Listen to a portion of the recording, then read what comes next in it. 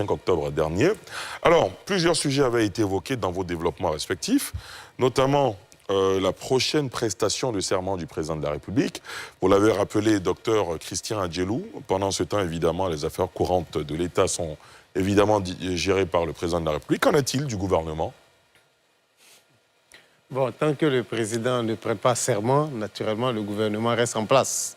Voilà. Donc, les membres du gouvernement, donc évacuent les affaires courantes. C'est ça. Tout comme le président, les membres du gouvernement évacuent les affaires courantes. Donc, après la prestation de serment, il appartiendra donc au président de la République, par rapport à son timing et par rapport à ses objectifs, de voir s'il dissout le gouvernement et qu'il propose un nouveau gouvernement. Mais pour ce que nous avons constaté, de la façon dont, la manière dont le président de la République fonctionne, quand je prends en 2020, quand je prends en 2015, en général, je pense que le président attend toujours les élections des parlementaires, et c'est après les élections des parlementaires que le président procède maintenant à la composition d'un nouveau gouvernement. Or, nous savons qu'il y a eu une nouvelle réforme de la Constitution, l'article 94 nouveau, qui dit que nous avons, mais qui consacre 2 sessions. L'article 94 de notre Constitution qui dit que chaque année, le Parlement se réunit de plein droit en 2 sessions. Donc, la première session, elle commence le 3e lundi du mois de janvier pour prendre fin le dernier jour du mois de juin. Donc, je crois, c'est des analyses que nous faisons, au niveau du RHDP, il est plus plausible que le président attende d'abord les résultats des élections législatives et à partir de ce moment-là, une fois que le Parlement aura commencé à siéger, donc il pourra donc proposer ou former un nouveau gouvernement. Donc, on se dit la fin janvier pour un nouveau gouvernement. Quelle grille d'analyse, Mohamed Nour Diarra-Souba, sur le gouvernement à venir? Le président a parlé de transmettre le pouvoir à une nouvelle génération. Elle a mis si bien confirmé en début d'émission. Je pense que c'est aussi ce que les Ivoiriens attendent. Vous savez, à un moment donné, il faut aussi un renouvellement. Renouvellement dans la façon de voir pour qu'il y ait des décideurs politiques qui soient un peu plus connectés aux réalités locales. Ça aussi, on l'attend. Mais je pense qu'aujourd'hui, il ne faut pas juger le gouvernement que par les personnes qui le composent. Il y a aussi les collaborateurs des ministres ou autres présidents d'institutions éventuellement.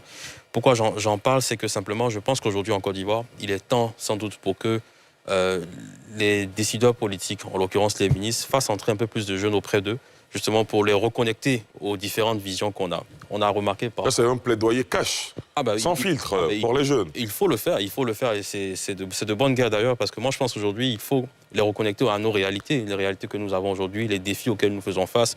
On est dans un monde qui est plein de défis, le défi climatique, le défi de l'intelligence artificielle.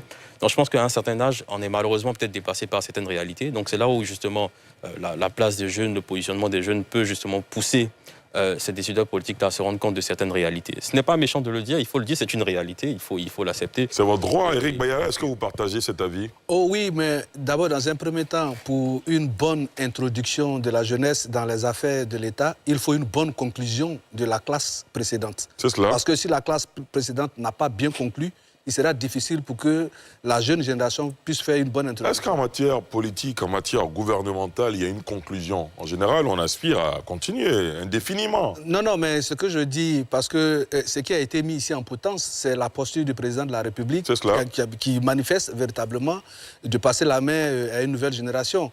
Mais en même temps, il faut voir déjà les candidats qui seront présentés par le RHDP. Est-ce que ça sera toujours les mêmes têtes ou bien au niveau des candidatures, on aura des jeunes? Parce qu'en même temps, il faut faire la passe aux jeunes, mais il ne faut pas oublier la dimension politique de l'ancrage du parti au niveau national. Les jeunes, c'est vrai, mais qu'est-ce qu'ils représentent dans leurs différentes régions? Et pour cela, il faut les mettre donc à l'essai à travers ces élections. Mais ce ne sont pas des élections, ce sont des élections qui ne sont pas comme les autres, parce qu'il faut affirmer non seulement le fait que c'est un parti national qui a un ancrage déterminant et qui compte avec donc des personnes ressources qui ont de la valeur ajoutée, qui ont une équation personnelle dans leurs différentes localités. Donc c'est tout cela qui va constituer le cocktail, sinon la chimie, qui va permettre donc au président de la République d'arbitrer et de voir que sont ceux qui, à travers leur équation personnelle, arrivent à tirer l'épingle du jeu. Sinon, en politique, rien ne se donne, tout s'arrache. Et donc, il appartient aux jeunes de faire leurs preuves sur le terrain pour faire en sorte qu'ils soient dans l'œil du décideur, pour qu'ils soient vraiment cooptés. Sinon, en ce qui concerne les compétences et les valeurs intrinsèques intellectuellement définies, cela est déjà prouvé dans les différents ministères. Vous avez des jeunes qui occupent déjà des postes de responsabilité et on a des directions générales qui sont tenues par des jeunes. Je pense que ça, il faut déjà donner un coup d'accélérateur dans ce sens-là pour qu'in fine, on ait un véritable maillage qui prenne en compte non seulement la classe précédente, je ne dirais pas la vieille classe, la classe précédente, qui a encore de la valeur à revendre, et puis également, comme il a dit, connecter les jeunes, créer une sorte de passerelle générationnelle pour ne pas qu'on soit dans un chaos. Très bien. Monsieur le sociologue du politique, vous partagez cet avis d'Éric Bayala? Pas en partie, puisqu'il y a deux éléments que je voulais souligner. Bien sûr, allez-y. Surtout dans la composition du nouveau gouvernement, en me référant surtout au discours du président visant à transmettre l'héritage politique. Ça, c'est vraiment important. Quand je fais un retour en 2020, en me référant au Premier ministre qui avait été proposé comme candidat à la présidence du RHDP, voilà, pour la présidentielle, le défunt Premier ministre, voilà. Amadou Gon Coulibaly. Je note qu'il était Premier ministre. Donc, c'est une position très stratégique et il avait la capacité de gérer les affaires courantes de l'État. Il était déjà habitué. Donc, pour moi, ce nouveau gouvernement, le président, dans cette vision de transmettre l'héritage, va regarder deux éléments particuliers. C'est-à-dire celui qui a la capacité de comprendre l'enjeu géostratégique dans lequel la Côte d'Ivoire se situe. Aujourd'hui, si on veut juste faire un petit diagnostic des éléments conjoints en faveur de la réélection du président, c'est la compréhension de cet enjeu-là au niveau mondial et au niveau sous-régional.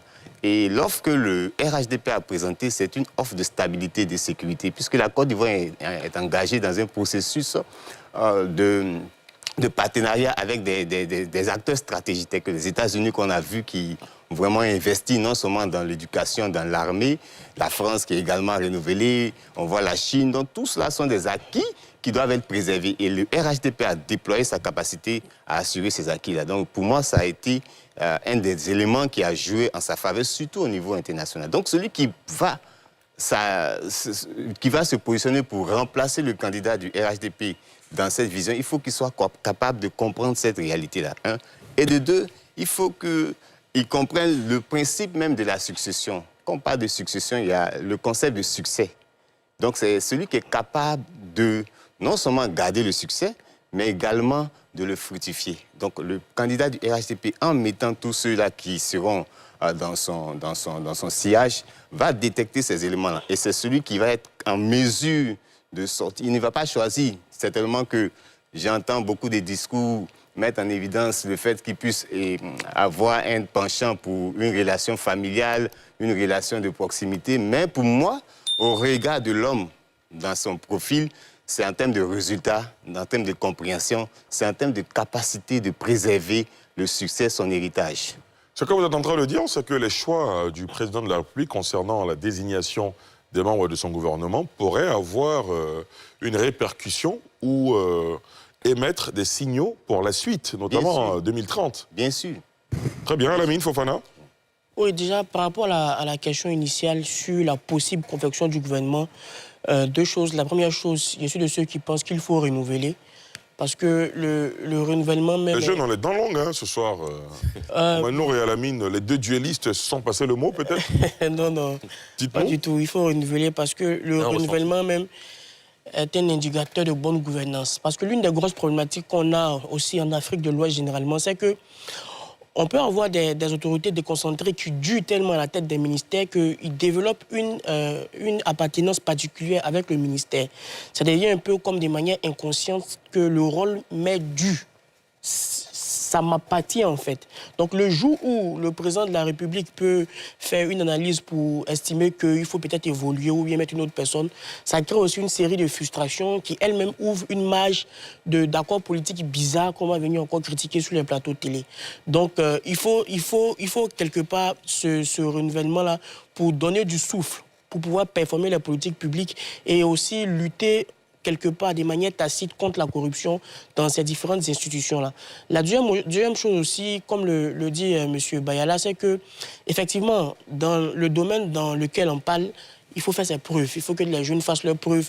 Mais c'est une double concession. Donc des jeunes qui font leurs preuves, mais des décideurs publics aussi qui sont sensibles à ces efforts-là. Parce qu'on parle des postes de nomination. Donc aussi longtemps que il s'agit des postes de nomination, vous pouvez faire la preuve politique la plus incroyable. Si on ne vous nomme pas, on ne vous nomme pas. Donc il faut aussi que les jeunes font leurs preuves, ce qu'ils sont en train de faire sur le terrain politique. Mais il faut aussi une volonté des décideurs publics de renouveler les instances, même pas forcément en ce qui concerne les ministères, forcément. Mais comme on nous l'a dit, dans la structure, dans les chargés d'études, les évaluateurs de politique publique, ces jeunes-là qui vont certainement apporter des touches nouvelles pour essayer de redynamiser nos différentes actions au quotidien sur le terrain pour qu'on puisse atteindre le plus possible les objectifs qui vont être fixés par le gouvernement. Docteur Adjelou, comment on fait ces preuves au point de se faire remarquer par un chef d'État qui se dise finalement, docteur Adjelou peut faire partie de ma prochaine équipe?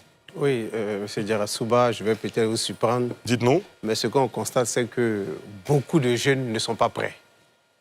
Pourquoi? Pour la gestion. Je vois Mohamed Djarasouba qui vous regarde pour la gestion de la chose, particulier. pour la gestion de l'État, pour la gestion de la chose publique. Beaucoup de jeunes ne sont pas prêts. On pourrait vous rétorquer que Bassirou Diomaye Faye et Ousmane Sonko sont à la tête du Sénégal aujourd'hui. Et des exemples comme ça, il y en a plein. Oui, mais peut-être qu'eux, ils ont eu le temps de faire leurs preuves. Parce que ce qu'on constate, c'est que les jeunes sont plus actifs sur le champ politique. Sont plus actifs sur le champ politique. Mais on parle du champ politique. Oh, non, quand je dis sur le champ politique, c'est-à-dire à l'intérieur des partis, on les voit, ils sont présents un peu partout. Mais pour ce qui est de la gestion de la chose publique, la gestion de l'État, les responsabilités, c'est autre chose. Et moi, je pense que les jeunes qui sont prêts, le président les a mis de l'avant. On le voit dans le gouvernement. Il y a énormément de jeunes. Abderrahmane Cissé, le ministre Touré Mamadou, la ministre Belmonde, le ministre Khalil. Dans les conseils d'administration, il y a énormément de jeunes, mais ce sont des jeunes qui sont prêts. Si vous n'êtes pas prêts... Mais comment on sait qu'ils sont prêts ou pas? Il faut peut-être leur donner leur chance aussi. Non, mais je suppose qu'on ne se lève pas du jour au lendemain pour être bombardé à un poste. Vous avez quand même un parcours dans l'administration. Ou bien même si vous venez du privé, vous avez quand même un parcours. Il y a un ancien chef de l'État qui disait que quand on marche, on laisse des traces. Donc vous avez quand même un petit parcours quand même qui permet aux responsables d'apprécier un peu ce que vous avez fait lorsque vous avez occupé des fonctions précédentes. Donc au regard de tout ça, on estime que bon, celui-là, on peut quand même lui confier des responsabilités. C'est comme ça. Mais ça ne se décrète pas. Moi, je pense qu'il ne faut pas s'attendre dans les 2 premières années du mandat à de grands chamboulements. À de grands chamboulements. On va arriver sur les législatives. Vous allez voir qu'au niveau des différents états-majors, il n'y aura pas grand changement au niveau des candidats.